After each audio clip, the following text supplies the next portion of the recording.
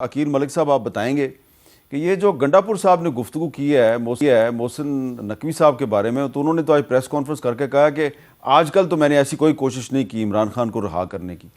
تو گنڈاپور صاحب نے یہ بات کیوں کی ہے پھر؟ بسم اللہ الرحمن الرحیم. بہت بہت شکریہ میر صاحب. بات یہ ہے کہ یہ میرے لیے بھی نیوز ہی تھی ٹو اے گریٹر ایکسٹینٹ کہ جو کوششیں اگر جن کی وہ ذکر کر رہے ہیں، جن کی بات کر رہے ہیں، کیونکہ میرے علم میں تو ایسی کوئی بات نہیں. اور واضح طور پہ میں یہی کہوں گا کہ آئین اور قانون کے مطابق ہی کسی کی رہائی ممکن ہو سکتی ہے، لیکن یہ کوششیں جس کا ذکر کیا گیا کہ یہ کوششیں ہوئیں، اس پہ تھوڑی بہت تو گفتگو کی انہوں نے، لیکن اس پہ باقاعدہ طور پہ اگر تمام تر باتیں وہ تفصیلاً بتا دیتے تو زیادہ بہتر ہوتا.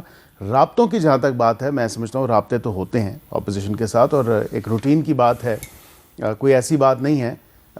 اس سے پہلے بھی آپ کو یاد ہوگا جب اکتوبر کا جب وہ تھا تمام تر معاملہ احتجاج کا، وہ بھی ہم نے ہی رابطہ کیا تھا، حکومت نے رابطہ کیا تھا گنڈاپور صاحب سے اور پھر دیگر لوگوں سے، اور پھر کال آف کروایا تھا جب یہاں پہ آپ کے بالکل عقب میں ہی سپریم کورٹ میں ایک بڑی حساس نوعیت کا کیس لگا تھا.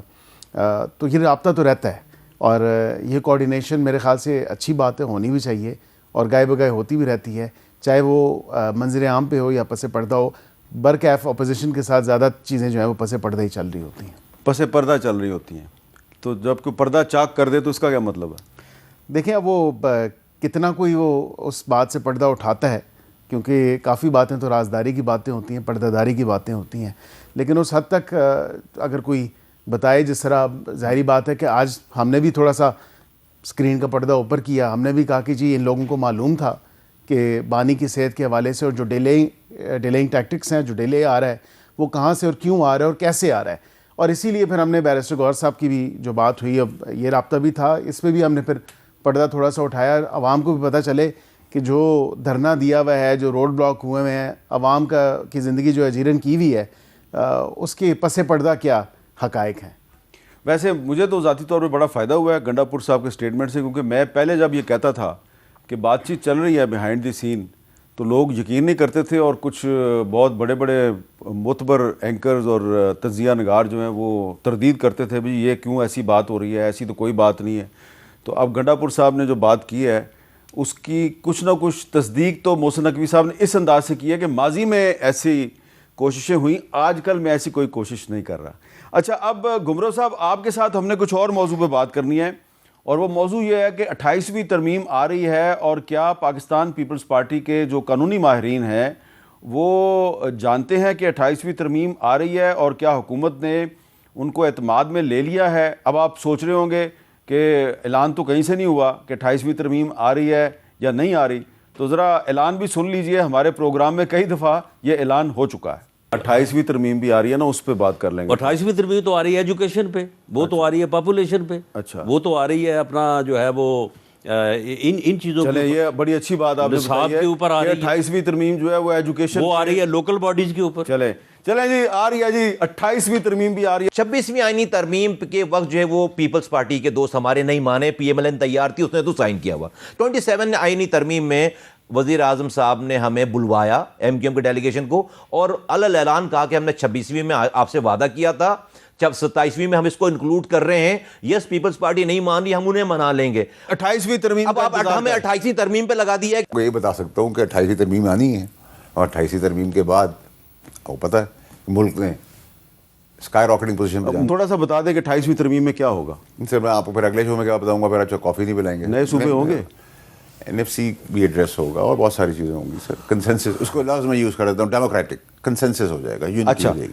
جی بیرسٹر ضمیر گھمرو صاحب، رانا ثناءاللہ صاحب کہہ رہے ہیں 28ویں ترمیم آ رہی ہے، مصطفیٰ کمال صاحب کہہ رہے ہیں 28ویں ترمیم آ رہی ہے، فیصل واڈا صاحب کہہ رہے ہیں 28ویں ترمیم آ رہی ہے اور پاکستان اس کے بعد بہت ترقی کرے گا. تو کیا آپ کو پتہ ہے کہ 28ویں ترمیم آ رہی ہے؟ یہ جو سارے ایشوز جو انہوں نے مینشن کیے ہیں مختلف اسپیکرز نے، وہ 27th امینڈمنٹ اور 26th امینڈمنٹ کے دوران جو ہے وہ انہوں نے پریس کیے تھے. ایم کیو ایم ایک بل لایا تھا، اور گورنمنٹ کی طرف سے بھی جو ہے وہ ایک گورنمنٹ کے اتحادی کی طرف سے ایک بل آیا تھا کہ ایجوکیشن اینڈ پاپولیشن اور ہیلتھ جو ہے وہ پراونسز سے فیڈرل گورنمنٹ کو منتقل کیے جائیں اور لوکل گورنمنٹس کو جو ہے وہ کانسٹیٹیوشن میں جو ہے وہ انسرٹ کیا جائے. تو ہمارا موقف اس وقت بھی یہی تھا کہ ان ایشوز پر کنسنسس نہیں ہے.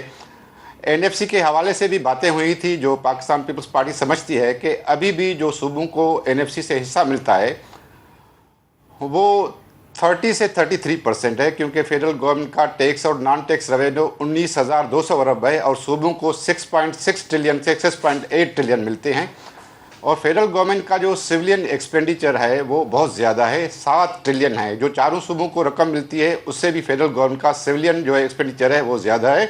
ڈیفنس کا بجٹ 2.5 ٹریلین ہے, ڈیٹ سروسنگ 8 ٹریلین ہے. تو فیڈرل گورنمنٹ کو اپنا جو ایکسپینڈیچر ہے وہ ایک ڈیفنس بجٹ کے سطح پر لانا چاہیے, تبھی ملک ترقی کرے گا, کیونکہ 7 ٹریلین جو ہے وہ بہت سر میرا سوال جو ہے اس کا میرا سوال بڑا سادہ سا ہے کہ کیا آپ کو پتا ہے کہ 28ویں ترمیم آ رہی ہے؟ بس اس کا جواب دے دیں. نہیں, ہمیں نہیں پتا, لیکن یہ کیا سارا یہاں ہم سنتے آ رہے ہیں, لیکن ڈیفینیٹ کوئی نہیں بات نہیں. اچھا جی, ہمیں علی ظفر صاحب نے بھی جوائن کر لیا. بیرسٹر علی ظفر صاحب جو ہیں وہ کسی تعارف کے محتاج نہیں, پارلیمانی لیڈر ہیں پاکستان تحریک انصاف کے سینٹ میں. بیرسٹر علی ظفر صاحب, جو آپ کا بھی اجلاس چل رہا ہے اس کی بات تو بعد میں کریں گے, پہلے یہ بتائیں کہ یہ بہت سے فیڈرل منسٹر جو ہیں وہ اب بانگ دوہل کہہ رہے ہیں کہ 28ویں ترمیم آ رہی ہے, تو اگر یہ آ رہی ہے تو کیا یہ بھی ویسے ہی منظور ہو جائے گی جیسے پہلے 26ویں ترمیم منظور ہوئی, 27ویں ترمیم منظور ہو جائے, یا اس میں آپ کو لگتا ہے کہ کوئی پرابلم ہوگی؟ دیکھیں 26ویں اور 27ویں کا تو آپ کو معلوم ہے کہ وہ تو بڑے آرام سے پاس کر دی گئی تھی, زور و شور سے انہوں نے اعلان کیا اور ایک دن میں پاس بھی کرا دی. تو لیکن یہ جو 27ویں ترمیم کے بعد 28ویں کی بات ہو رہی ہے, مجھے انفارمیشن تو نہیں ہے کہ ایگزیکٹلی کیا ہے, لیکن اندازے ہیں. اندازہ ایک یہ ہے کہ شاید اس میں ایجوکیشن, تعلیم و تربیت اور ڈرگز اور کچھ ایسی چیزیں جو کہ صوبوں کے پاس تھیں وہ وفاق کے پاس دی جا رہی ہیں. پھر شاید یہ بھی بات ہو رہی ہے کہ کوئی صوبے بنائے جا رہے ہیں, اور اس کے ساتھ ساتھ این ایف سی ایوارڈ کی بھی تبدیلی, اس کی جو امپلیمنٹیشن ہے اور جو اس کا فارمولہ ہے اس میں بھی تبدیلی کا گنجائش شاید بنانے کی طرف جا رہے ہیں. میری نظر میں اگر وہ اس وقت یہ سوچ رہے ہیں کہ اس قسم کی 28ویں ترمیم میں لے کے آئیں گے, تو ہو سکتا ہے دوسری پارٹیز بھی, پیپلز پارٹی بالخصوص شاید اس کے ساتھ حمایت نہ کرے, اور اگر نہ کرے تو پھر اتنا آسان نہیں ہوگا جتنا کہ 26ویں اور 27ویں ترمیم کا امینڈمنٹ تھی. اچھا, لیکن اگر یہ چیزیں نہیں نکالیں گے اور ان کا مقصد مزید عدالتوں کو کمزور کرنا ہے یا مزید آئین کی جو بیسک رائٹس ہیں, جو بنیادی حقوق ہیں, ان میں تبدیلی کرنا ہے, تو پھر شاید وہ بلڈوز کریں. لیکن اگر یہ پہلی والی بات ہے جو میں نے پہلی کچھ چیزیں بتائیں, اگر یہ والی 28ویں ترمیم آ رہی ہے تو پھر شاید پیپلز پارٹی ساتھ نہ دے اور زیادہ مشکلات سامنا کرنا پڑے حکومت کو. اچھا, علی ظفر صاحب کہہ رہے ہیں کہ شاید پھر پیپلز پارٹی ساتھ نہ دے,